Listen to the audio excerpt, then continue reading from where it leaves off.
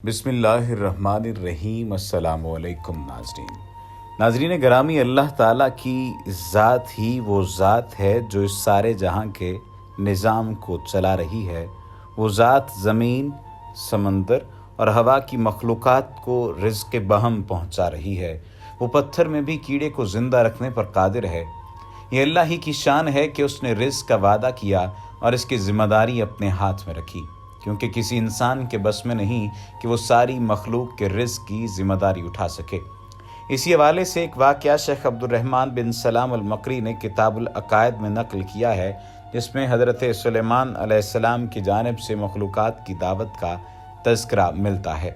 شیخ عبد الرحمن بن سلام کے مطابق حضرت سلیمان علیہ السلام نے جب دیکھا کہ اللہ تعالیٰ نے ان کے لیے دنیا کو وسیع کر دیا ہے اور دنیا کی طاقت ان کے ہاتھ میں ہو گئی، تو کہنے لگے، اے میرے معبود، اگر آپ مجھے اجازت دیں کہ میں آپ کی تمام مخلوقات کو پورے سال کھلاؤں تو بہتر ہوتا۔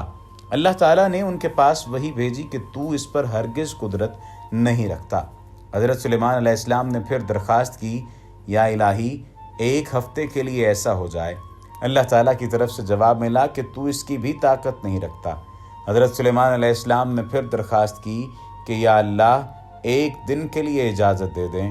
اللہ تعالیٰ کی طرف سے وحی ملی کہ تو اس کی بھی قدرت نہیں رکھتا، لیکن ایک دن کی ضیافت کی اللہ تعالیٰ نے اجازت دے دی۔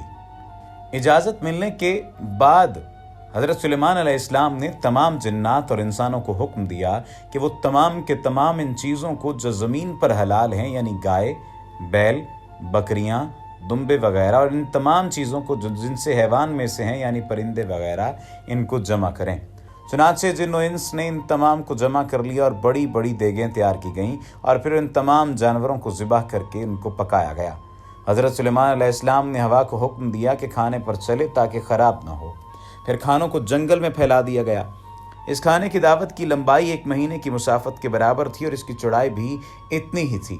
پھر اللہ تعالیٰ سے حضرت سلیمان علیہ السلام سے دعا فرمائی تو اللہ رب العزت نے وحی نازل فرمائی، اے سلیمان، تو مخلوقات میں سے کس سے دعوت شروع کرے گا؟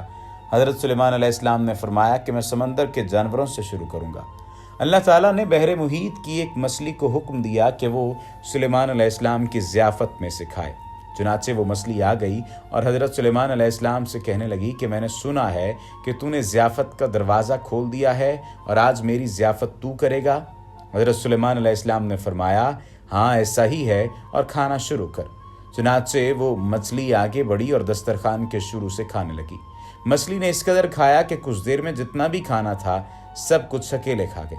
سب کھا کر مچھلی نے حضرت سلیمان علیہ السلام کو آواز لگا کر کہا، اے سلیمان، مجھے اور کھانا کھلاؤ۔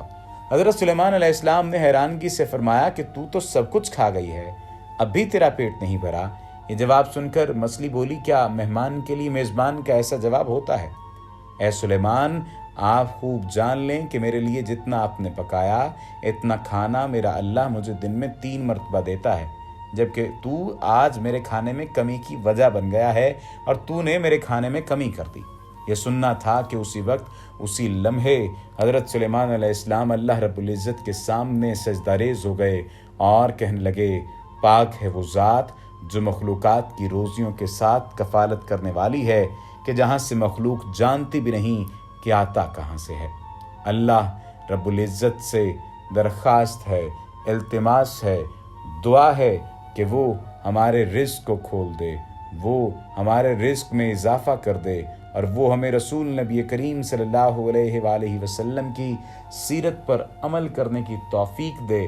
اور اس کے ساتھ ساتھ اللہ رب العزت سے ہم یہ بھی دعا کرتے ہیں کہ وہ ہمیں لوگوں میں رزق بانٹنے والا بنائے۔ وما علینا الا البلاغ المبین۔